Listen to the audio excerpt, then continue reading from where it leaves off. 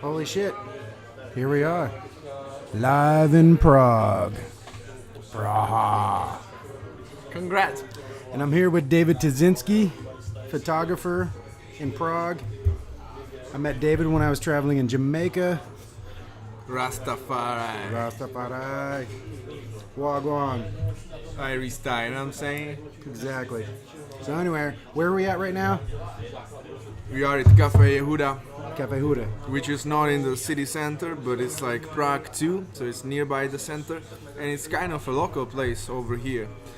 Some local beer, Local food.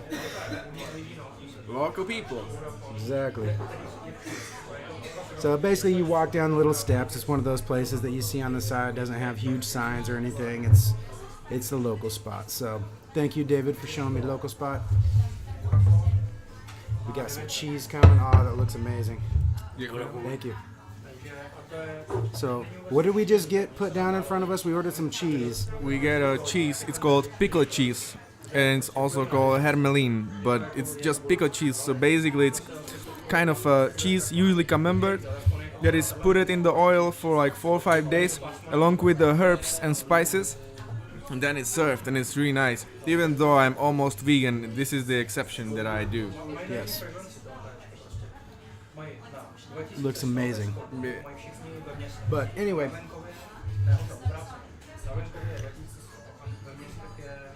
So, before we get into this cheese, we just said, I'm about ready to take off to Switzerland, but I've been here in Prague for about 5 days, something like that. I think it's been 5, yeah. Oh, shit. Wednesday, yeah, it's 5 days, because I got here Wednesday night. So here we are. But I want to hear more about you. Not necessarily, this isn't about my travels at this point, but definitely like to hear more about what you do. How the heck do you go from being a kid growing up in Prague to being Mr. International Traveler and having your photographs published in magazines all around? How do you do that? I just do that. It's kind of doing that thing. Yeah, just follow the subjects that I'm interested in, photograph them, and then show them to people. And some of them want to publish them in the magazines and the newspapers, and I do exhibitions as well. Yeah, you did one exhibition in Astoria. Yeah, that was a photo exhibition, photo projection exhibition, because there were no prints. Yeah, it was no. just a projection on the screen, along with the music that I like to do. Dude, that was good. Actually, I'm going to throw up a link on that. I'm really happy to welcome everybody to United States of America, because I think everybody should feel like they deserve that, they belong there. That's a real America. You better. Let's hope Trump doesn't get elected, otherwise he's gonna build a fucking wall. Yeah. But you are absolutely right. Everybody should be welcome there. Cool thing about Astoria, there's a huge European connection to Astoria in here, especially with the Swiss and Finnish people. So there's a very European feel to Astoria. So when you were there, I'm sure people probably don't know that you had recently went to the East Coast. You did Brooklyn, Baltimore, Detroit, mainly Detroit, yep. Bronx, on New York and the neighborhoods, and Chicago as well, and New Jersey. That's where I stayed in New York, in nearby New York. New Jersey. Jersey. Did you notice the accents between English-speaking people in the East Coast versus West Coast? Well, barely, because my impression from East Coast was mostly with Afro-Americans, so that's completely different accent. Yep. You know what I'm saying? I think I know what you mean, you know what I mean? That's dope! Dope!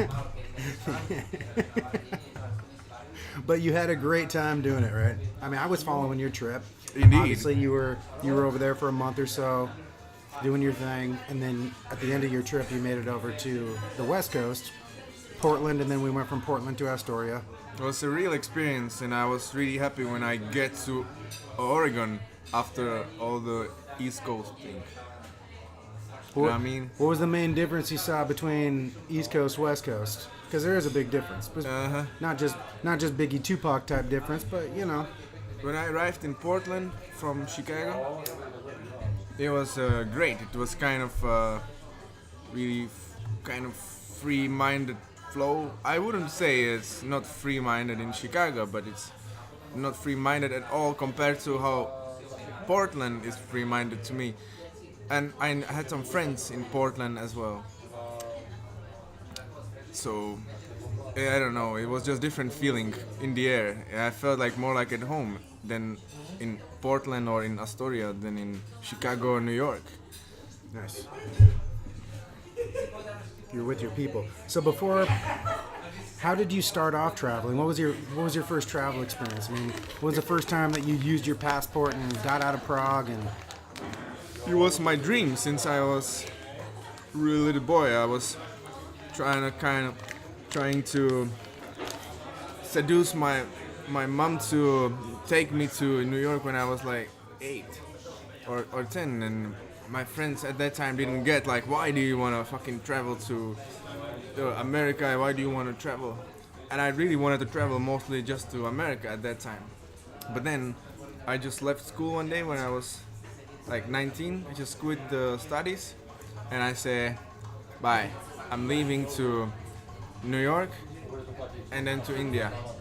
And that was my passion. And then I forgot that it's just like US and America, and I found out that it's like also Asia and Africa, and it's really great because I like to explore people's stories, and I found a lot of them in Asia, in Africa, also in Europe. You know what I mean? so your first travel outside of Prague was New York? No. It was a lot. I mean, it was Europe all around, like also including the school trips to Italy and Austria and stuff. And you went to photography school, right? Also, but it didn't give me that much. I spent most of the time in the dark room, which was great, of course. But I'm not doing that anymore. I'm a digital photographer right now, and I strictly focus at people's stories. That's how I like to call it, but people call it also photojournalism, photo reportage, photo documentary.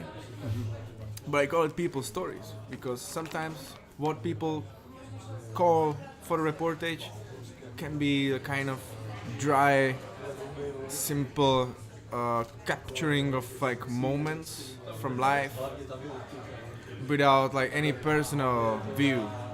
So yeah, this is hard. Everybody has an individual angle. Now I know this is gonna jump around a little bit, but I gotta point out that you've been banned by Facebook on multiple occasions. Yeah, many times. Well, it's simple because if I wouldn't post the nude photos, even by mistake, if I realize it right afterwards that I should put some censorship, it's already too late. It's nowadays, it's every time I forget and I do this mistake, it's 30 days. And 30-day ban from Facebook every time you do that. And when I get unblocked again, I was free for 1 day to post and write, and it automatically found the other nude photo from like 2014 that I completely forgot about, and it banned me again for another month. So now I deleted all, I believe. So yeah, so I don't have to use my other accounts, the temporary ones. Yeah, it's a good workaround for Facebook. They ban you on one account, you just pop another one up, I guess. But it kind of sucks because you have a lot of fans on your regular one. And is that David Tesinsky? It is. But I have my profile and I don't post like so many pictures there. I have a Facebook fan club, which is a group, and the group on Facebook doesn't work that good as Facebook page. Yeah. Yeah, and I also have a page, but it doesn't work that good. Yeah. But I'm fine. I'm just sharing with people all the ways. Now, when was your first big trip where you realized you wanted to do the photography? And was that the Ethiopia trip? Was that, I know that you did your documentary on the streets of Prague with, I forget the guy's name that was being a junkie, but was that? That was a big project about the drug addicts living in my hometown of Prague. I was doing that project for 8 months and spending time with them, spending nights with them as well in the squatter houses. But So they're squatters. They're totally just going into abandoned buildings and living in yeah, them. they're living there. I haven't been in a situation that they were exploring the buildings and found out some certain new building for them, but I already visited the ones that they used to be before we met. But depends, like what kind of big do you mean? Because if you mean the longest or like most like cool, most exciting for me, because the really cool and big experience was when I visited India when I was 20 years old, and I traveled alone every time. And I just came to Asia first time, India. I was 20 years old boy. I get lost. I was doing couch surfing, staying with local people, and it was great. They just lead me all the way. They showed me kind of real India.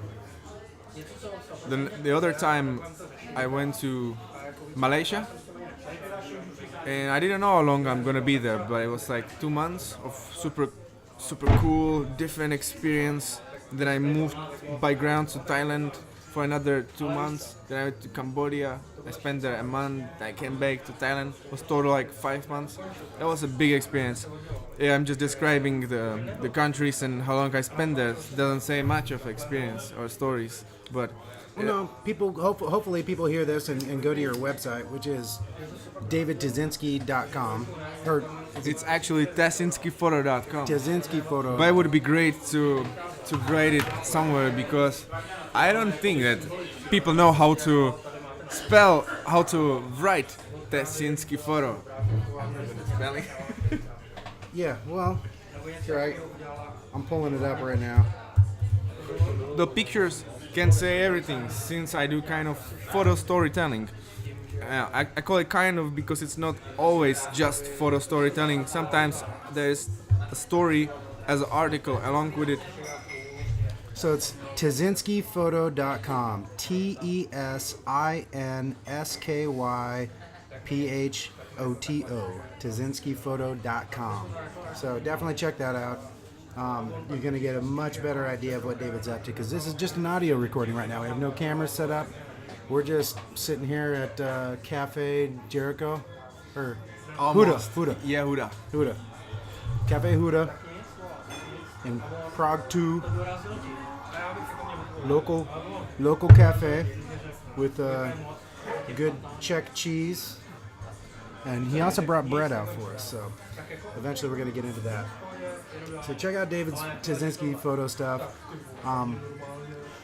So you went to photo school, you started doing all these trips, and you had no idea if you were actually going to be able to. I mean, you were doing it just because you wanted to. Yeah. Not because people were paying you to do it. Yeah, not at all. I was not sure if I would ever publish something. Yeah, and then I started to publish in kind of low-key medias. And then I get in touch with the major Czech medias. And then I get in touch with like some also big world agencies. And some magazines, also including Vice magazine, Daily Mail, Time. I mean, I'm also in touch with some major US medias, but it's no need to mention them as they didn't publish anything so far.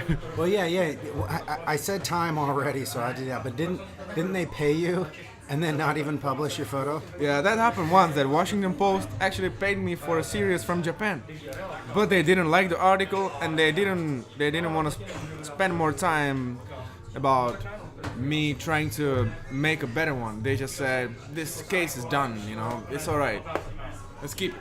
But which one was that from Japan? Was the Japanese businessman? Yeah, tragicomical life of Japanese businessman. And some of those photos are crazy. If you go through and see them, you see businessmen all suit and ties, looking like $1 million, but they're sleeping on the streets. They're falling asleep everywhere they go because they're nothing but focused on their business. Yeah, Tell they're me- like robots.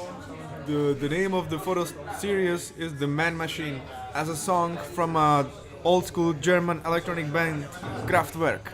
Craftwork. I'll have to look that up. Yeah. Drop the beats. Drop the beat. So how was that was Japan though? What did you see there in Japan that kind of surprised you that Well, you didn't realize you were going to run into until you got there? Because when you travel, I mean, like I'm doing right now, I've heard a million things about Prague, but I had no idea until I got here how amazing this city is. This city really is. If you haven't been to Prague before, you definitely need to come. The people are amazing. The food is amazing.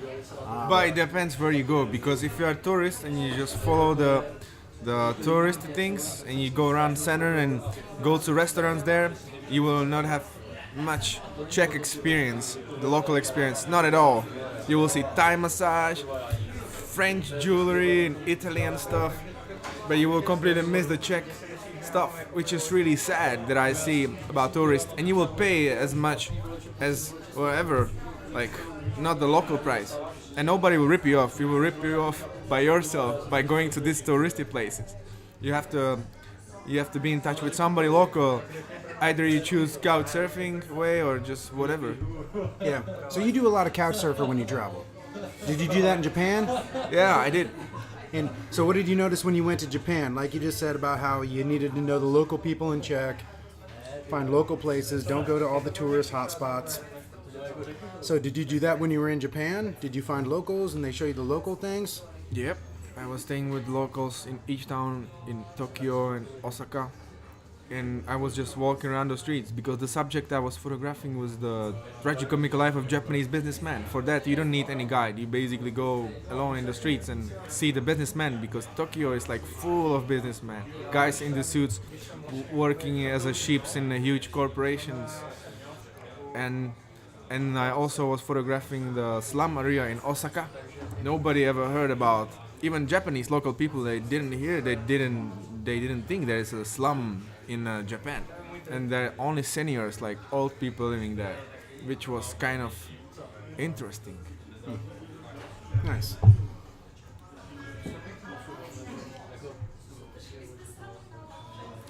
So what year was Japan? When? What year was that? It was I think it was 2012. 2012. So that was that before or after? Because you've also been why don't you just go through and name all the countries that you've done photo documentary at? Wow. It's Because Ethiopia, you also did exorcisms. in exorcism, yeah. But that's like it would be. I would have to name like 50 countries.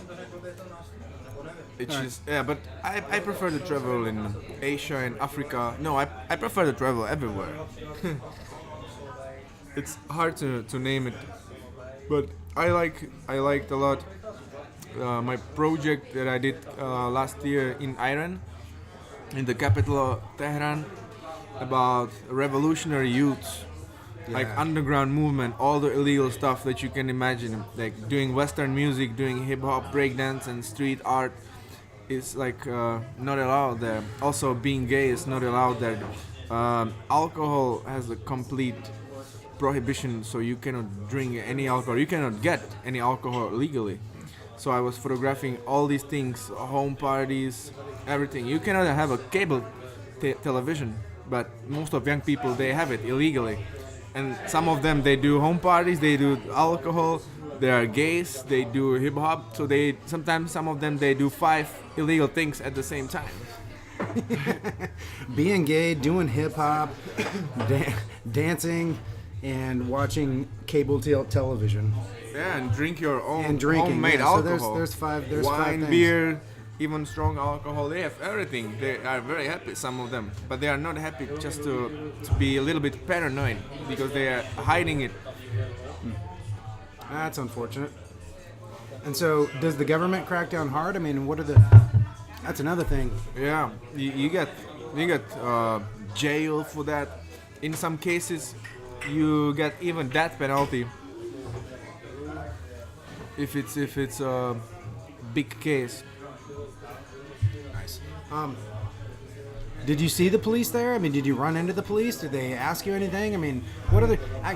not just Iran, but tell me about other countries. Like, where have you ran into police and seen differences between law enforcement? Because right now in the U.S., there's a lot of controversy.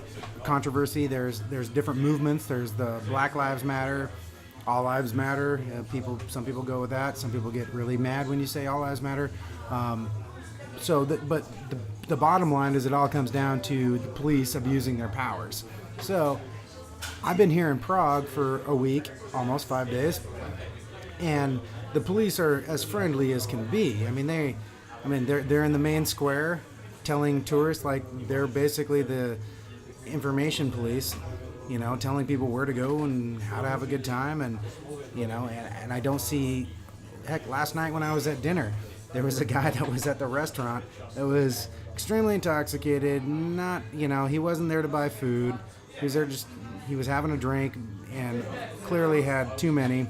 And the police are trying to get him out of the restaurant, and they're just like waiting for him to walk out on his own, like telling him, please leave, please leave. And in the U.S., they don't say please leave like that, you know, and wait 20 minutes for you to leave. And before he left, he dumped the beer over his shoulder to the floor, and then walked out, while the cop was right behind him watching, because it was almost like he was trying to throw the beer on the cop. But so to me, that's amazing, because the police here are really just like, they don't want to hurt anybody. They just want to, you know. The guy had to leave. I mean, obviously he was being a disturbance to the people that were paying money for food, but at the same time, they weren't just like, fuck this guy, let's throw him down on the ground, kick the shit out of him, throw him in cuffs, stuff him in a car, and let him sit in a cage for a little while. It's a little different attitude. So, as you've traveled around, being from a city in Prague where the police are typically very helpful, and good people, typically. And just like the U.S., I mean, the vast majority of officers in the U.S. are very good people. There's just a couple of bad apples that have given the rest of the officers a bad name. But it is very much a different feeling. Thank you. Yeah. So, what's your experience with that, between the police in all the different countries? What's your observations about law enforcement going to all these other law enforcement, police, law enforcement? Okay. Well, yeah. Because they enforce the law. Well, personally, I never had big trouble with police. Yeah, maybe I get caught in Jamaica once for having a weed, and they say a higher amount, and it's kind of tolerated, but it was a nonsense. Yeah, it was not a big deal. Or like there was kind of interesting situation when I was in Belarus, in the capital Minsk. It's the only country in Europe that has a dictator president, Lukashenko.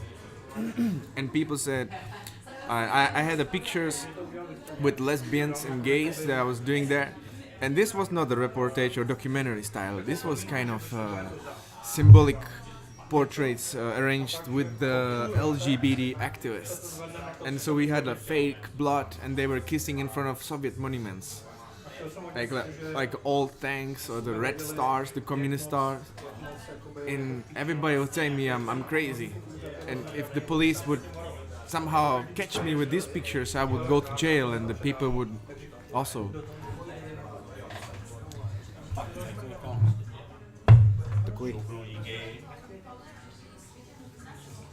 Yeah, and once we did something even more crazy.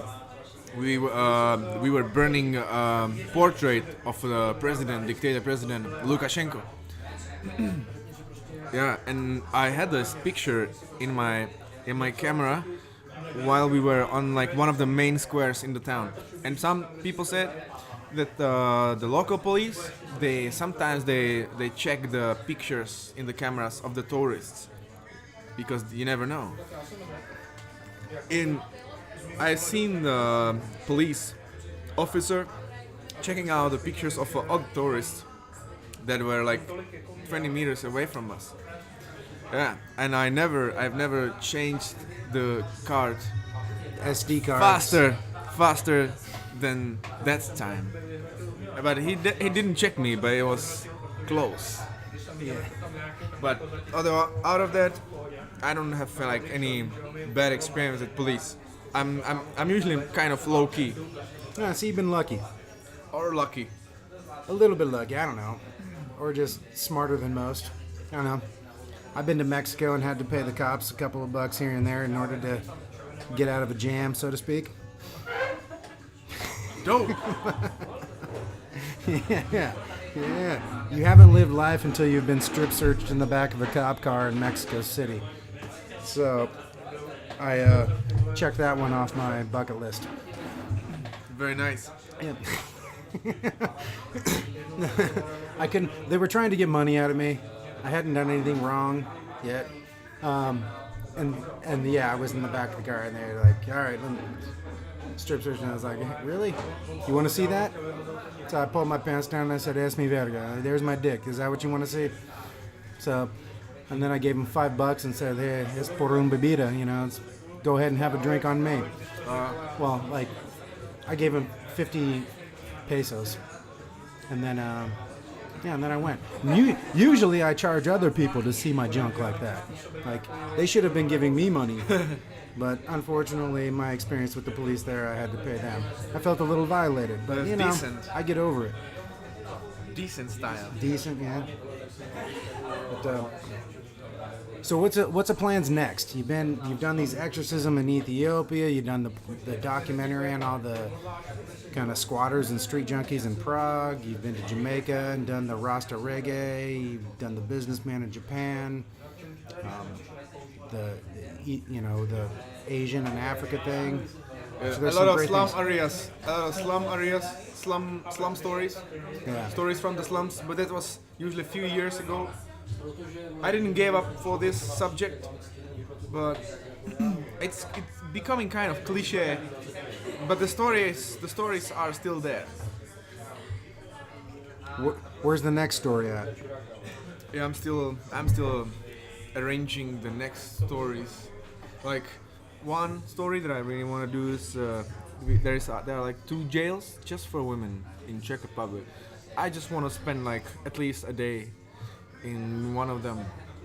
So that's like one of them are also Satanists. There's a community, it's like a church of a Satan. I'm really interested in their rituals. I already studied their philosophies. So now I wanna be part of it as a spectator with the camera. Yeah, but not necessarily a participant in. What are the Satan? Is that here in Prague or what country? Are you I mean, it's a worldwide movement, but this one I found in Prague. is it Santismo Muerte? Because in Mexico they do have Yeah, I heard of it. Santismo Muerte. That's very big.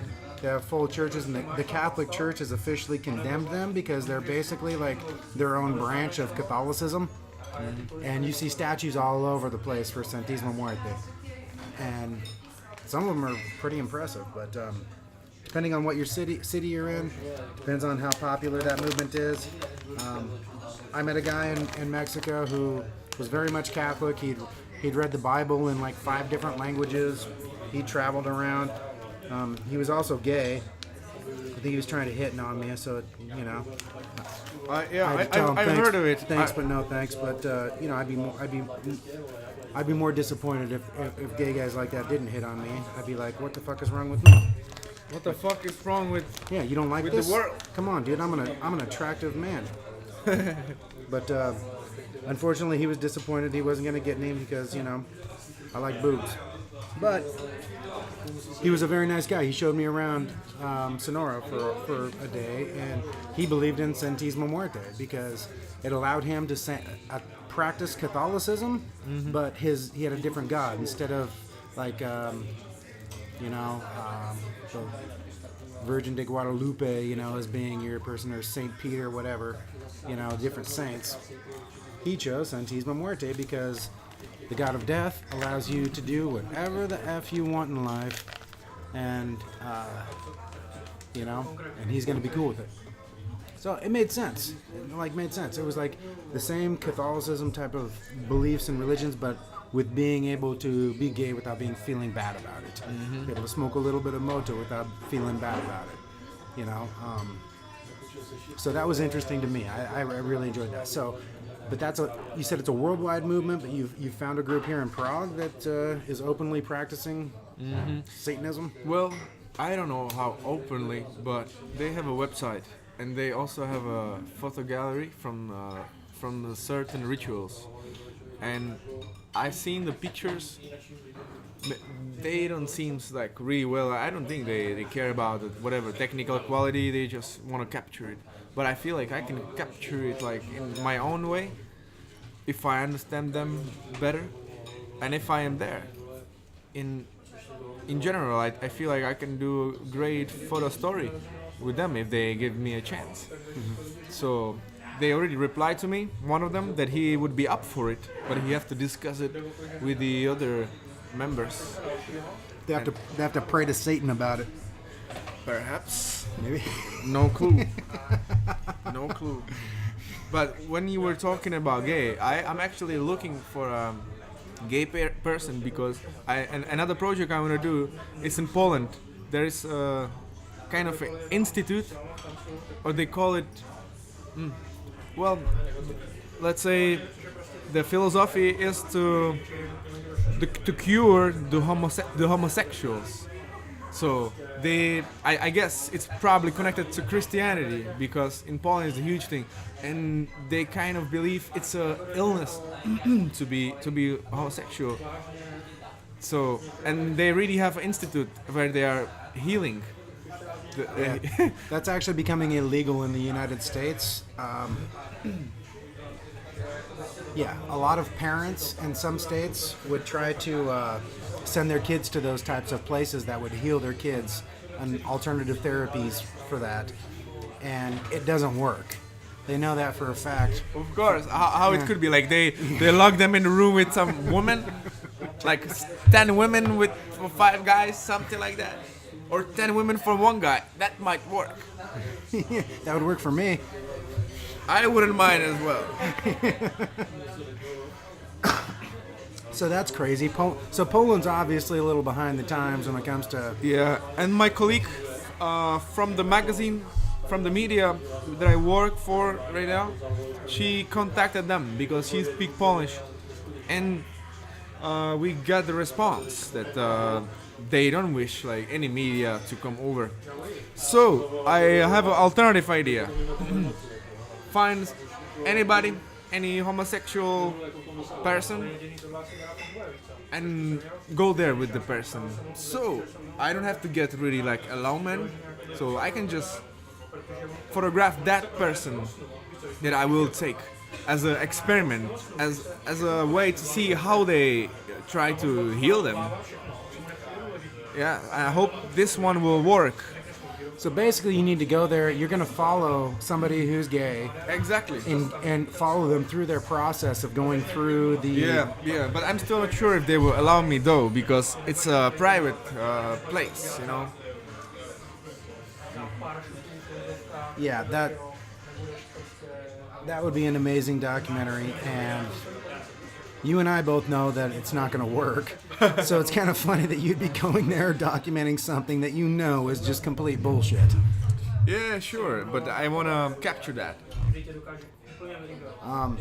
Yeah, no, that would be amazing. Fuck, I'll stay tuned for that. That's just another reason to follow your fan page on Facebook. So look up the Tesinsky again. Tesinsky is Tesinsky. Tesinsky. So look him up, David Tesinsky, Tesinsky Photo, and he's also on Facebook. He has his personal account and his fan page, Facebook fan club. Call it the Fuck Club sometimes. But hey, everything serves its purpose. So what's next? What happens next? I know that tonight, it's about 7:30 at night in Prague. My bus leaves for Bern, Switzerland in 1.5 hours, so I don't have much time left, unfortunately. But I'm going to be back in Prague in about 3 weeks. So, but shout out to Jake Manas. I'm going to be seeing him tomorrow morning. But that's my plan. So that's my next move. But I'll be back in Prague. We should do a video podcast when I get back and go into more depth. But what's your next plan? My next plan is to have a beer. And regarding the photo projects, yeah, as I mentioned, the Satanists, the jails for women, and some more ideas. I mean, That's That's 2-3 months worth of work right there. yeah. We talked about the Swiss banks last night, but making those compelling from a photography standpoint might prove to be difficult. So might have to adjust things, but who knows? You're open to anything. Sure, I am. So if anybody's listening and you got ideas, shout them out, because we got a guy that's willing to travel the world and share these experiences with all the other people. Exactly. And I think it's cool that you're working with Vice, or you have worked with Vice. Just cooperate. And it's just Vice Netherlands, Belgium, and Germany. Because Vice US never get in touch with me. Even not with the redaction of Vice Netherlands in Germany. They doesn't seem to be in very well touch at all. Yeah, but let's see. World is not just about Vice. World is not just about what? Vice. Yeah. You don't have to have them. Now, Vice has done a great job. They've grown extremely quick. They've become the alternative news source in the U.S. They interviewed President Obama, and everybody, very important people have been interviewed by Vice, and they're doing good things, but I do see them as turning into all the other mainstream media eventually. Because the fact that they went public and they raised like billions of dollars. Not billions. It's a fucking lie. No, actually I think that they got over... Yeah, I don't know. They got a lot of venture capital money thrown at them a couple of years ago. Shane, the CEO and co-founder of Vice, that guy's doing very well for himself. I'm kind of jealous of him. You know Shane? Shane Smith? I don't think so. You don't know him personally, but I mean, he's one of their main reporters. He did that. But yeah, kudos to him. Fuck, that guy cashed out, man. He's worth hundreds of millions now. Congratulations for doing cool shit. Basically, you're like a Shane Smith, but 20 years younger. Well, I'm like Mel Gibson. I just don't give a fuck. Yeah, I don't know. Mel Gibson said some crazy shit. No, I don't even remember a single movie of him. I just keep saying this because I like Jean Lajoie. Do you know Jean Lajoie? No, I don't. Well, he's like satirical guy. He has a music videos on YouTube. And I'm sure like John LaJoy. Yeah, it's a French name, but it's John Canadian. LaJoy, yeah. Yeah, this guy. Yeah, and everyday normal guy. Exactly. Show me your vagina. Show me your genitals. Yeah. And he is saying like, well, I don't give a fuck. I'm crazy like Mel Gibson. Well, that sounds kind of racist. Well, never mind. Mel Gibson is guilty of saying a few anti-Semitic comments once or twice, but, you know, hey, he still has that Passion of the Christ money. Jesus, he fucking made... That's like one of the most profitable movies ever made. And he went out and tried to get Hollywood to fund his movie, and they all said no. And so he's like, well, fuck you. I'm a millionaire, so I'm going to make this movie myself. So he put just like $10 million, I don't know what it was, but, you know, say $10 million into making this movie. And he made like a fucking, maybe a $500 million off the damn thing. Crazy. It's a great idea. We need to make a movie about killing Jesus, and then we'll be billionaires. Yeah, Can perhaps. we do that? Yeah. Can we do that? Everybody kills Jesus, but who kills like others, like Allah? You know. Oh, you know. All right, let's break off and. Last night, you and your friends were telling me about recently. Was it last week or last month that there was a demonstration in the main square here in Prague, and they rode in on a camel waving ISIS flags and wearing Yeah, and they were hijabs shooting and- with with the fake bullets. And first, some people were really running away, and they believed they're like real ISIS, kind of trying to kill people around, which was joke because there's like one guy. He's kind of AK politician, but he's like activist. Well, maybe he has good ideas, but he's like an idiot in the eyes of like most of people. And I think on the other hand, he's great just to be that extreme, just for the amount of fuck he gives. I mean, the one he doesn't give. the number of fucks he gives. Yeah, he gives 0 fucks. It's less than that. It's less than that. 0 is too much compared to what he gives actually. Negative fucks were given. Exactly. Yeah. No. So if you can imagine, go ahead and look up online. What's the name of the main square? It's where the clock tower's at. This one is the Old Town Square. Old Town Square in English. In Czech is Staroměstské náměstí. Okay. So look that up and look at the pictures of that square, and then imagine a group of dudes riding in on a camel with a bunch of ISIS flags, shooting fake bullets.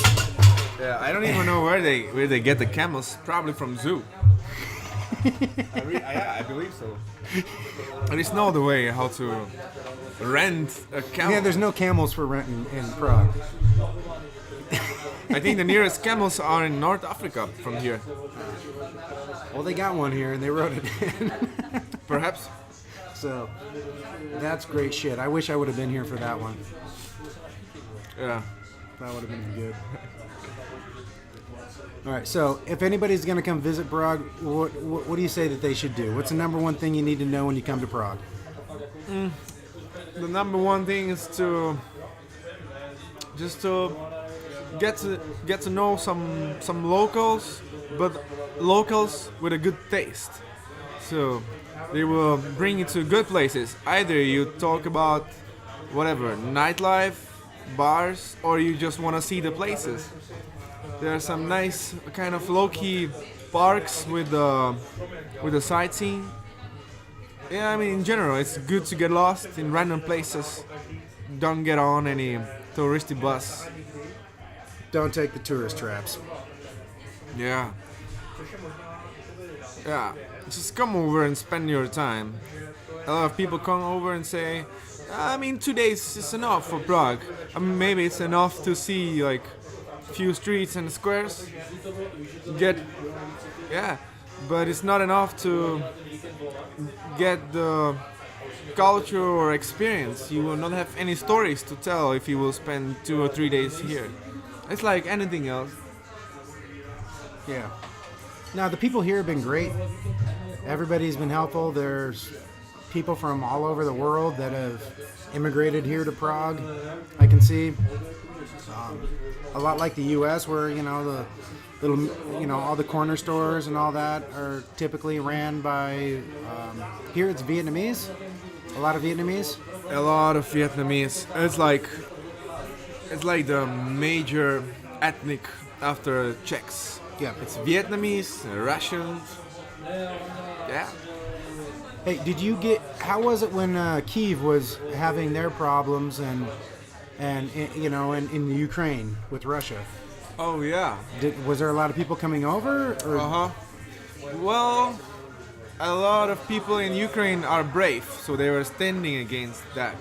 But the thing is, also, I forgot to mention, not only Russians, but Ukrainians is also a huge other majority in here. Ukraine wants to join the European Union. Mm-hmm. There were also many demonstrations of local Ukrainians that lives in Czech Republic. There were many people coming with the Ukrainian flags around here. I don't really know what they want to change, like from here in Ukraine. But maybe just to give a notification. Yeah, they just want awareness, other people to know what they're going through.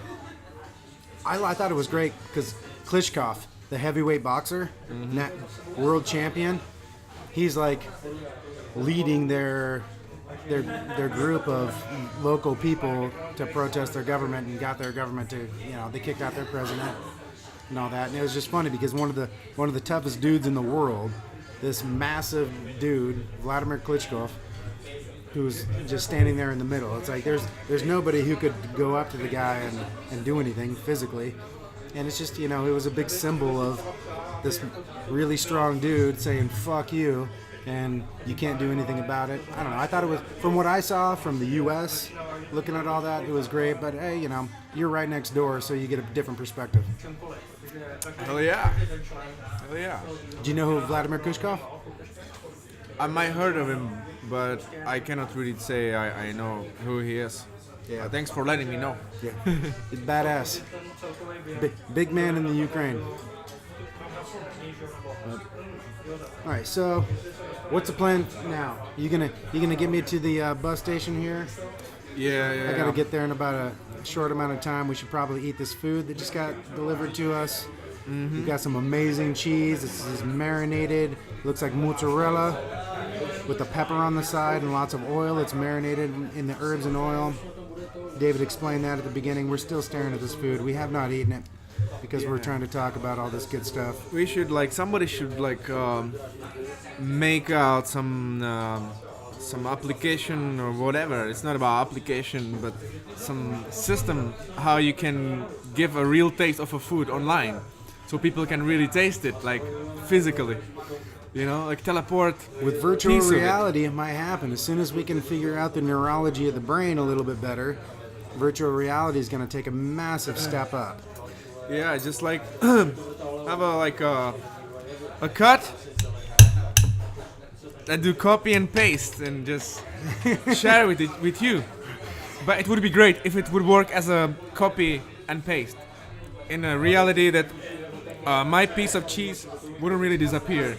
Otherwise, it would be a lot of cheese for all of you. Yeah. No. You cut the cheese though. It's good. All right. Well, hey. This is the first of many podcasts that I'm hoping to kind of do while I'm on this little travel over here in Europe. Like I said, I flew in on the 5th. Flew out of the States on the 4th, got here on the 5th. Today's the 10th, so it's my 5th day in Europe. I'm going to be doing more of this. I'm heading to Bern, Switzerland, where I'm going to be visiting a guy named Jake Manis, and we're going to be doing some more shit over there, possibly some naked bungee jumping. And yeah, thinking about it. And I've always, it's almost like killing yourself, like doing suicide off a bridge, but you don't die. Yeah, it's like killing yourself in a good way. Yeah. So Good murder. It's like, I'm gonna feel like I'm jumping to my death, but then all of a sudden the rope's gonna pull me back, and I'm gonna realize, nope, I still have a lot of shit to do. So that's what I'm gonna do. Hey, what's the name of this cheese? I know. To me, I would just call it. Well, it is called hermelin, but as it's a pickled cheese, so it's nakladani hermelin. It's something you have to try if you are not a vegan. I would be a vegan if I wouldn't like this cheese and if I wouldn't like a pizza. Yeah, I hear you. So now you know it. Dave's number one weakness: cheese. Well, it's not the weakness, but if I wouldn't eat cheese, I would be vegan, because out of that I don't eat eggs, meat, or whatever. Yeah, but yeah, so it is kind of weakness at some way. No, it's protein. It's delicious. It looks fantastic. And so we're going to enjoy this. We're going to keep doing our adventures. Dave is going to keep doing his thing, doing his photo documentaries. Go to Tesinskyphoto.com. Look at all of his shit. Support him. Check it out. And stay tuned for more Ineffable podcasts in the future.